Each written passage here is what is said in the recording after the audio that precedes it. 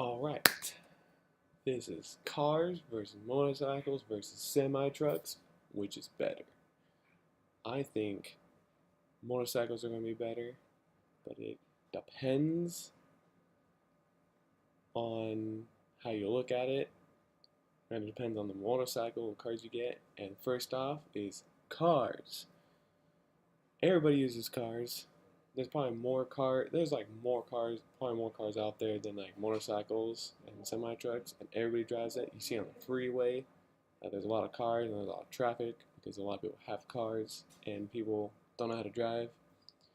Cars are safer than motorcycles. I don't care what anybody says, they are safer because if you're going at super high speed on a motorcycle and you crash, the only protection you have is a helmet, and you could potentially still die. Even though in a car you can still die, but you have a safer chance of living. But more people use cars, though. Cars, they do use more gas, depending on the car. Like the smart car, they don't use that much of gas, like my Corolla. Even though Corolla gets good gas, but smart cars get better gas mileage. Some cars could be more fun than motorcycles, depending on the car you buy. Like, some race cars are really fun, but a lot of people love cars. They love the sound of the engine of the car, even if the Koenigsegg, they will love that sound, or they will love the engine of a Hellcat sound because it sounds mean, aggressive. People love that. I mean, I would like that too. You could build a project car from the ground up. But you have to spend a lot of money doing it. I mean, some people will buy like a Toyota Supra and build that from the ground up to make it faster than any other cars. But you're spending a lot of money doing it.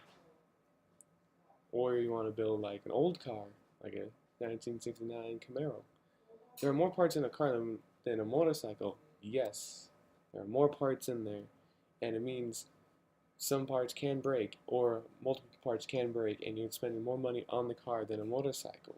And motorcycles have, just two wheels, an engine, and exhaust. Now we're moving on to the motorcycles. Ooh, ooh, hands up in the air. Yes, they are small, and they are fast, and they weigh less than a car. Like, way less than a car. And they use less gas than a car, and a lot of them will get 30 miles per gallon. And also, like I said before, they're smaller. Two wheels. Bigger gas tank, I guess. But they're smaller, they weigh less than a car, so you are good on gas.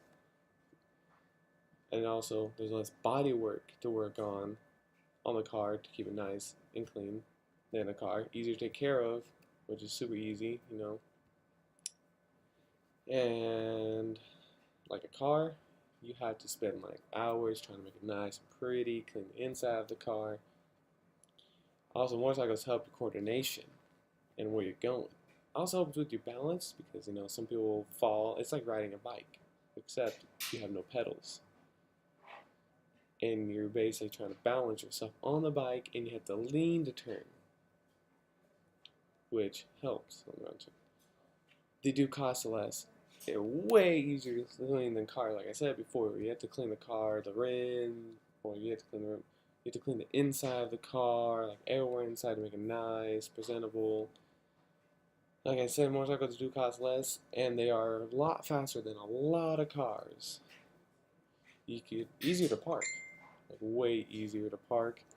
Basically, park it anywhere.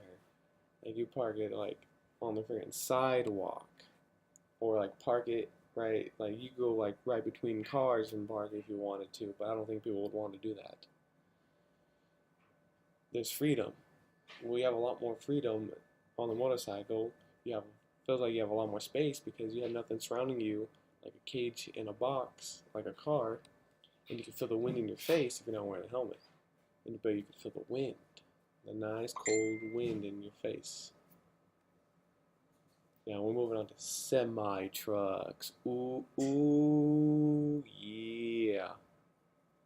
They're big, and they go anywhere in the U.S. Basically, a lot of countries use semi-trucks to transport a lot of stuff, which is very interesting. You can basically tow anything with it, carry anything with them. Basically, you can't carry a building or tow a building. Actually, depending, because some people buy like built homes and drive them somewhere, like I've seen. But some things you can't. See, 70% of U.S. goods are transported by trucks, like the semi-trucks, and 98% is the emission reduction too, which is pretty good for a semi-truck. And you see a lot of semi-trucks on freeways driving. There's 15 gallons of oil in that a semi-truck can hold.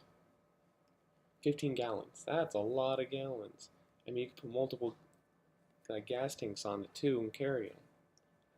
And the average length of a semi-truck is 53 feet. So you're basically storing a lot of stuff in the semi-truck.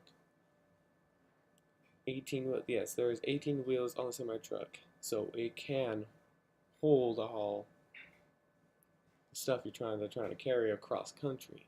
And there's 1 million semi-trucks can drive before overhaul, which is good. There are 15.7 million trucks registered in the USA. That's a lot of semi-trucks. But the very first year that they were introduced was in, I didn't put it down, but it's in Germany, and it was in 1896. By Mercedes-Benz.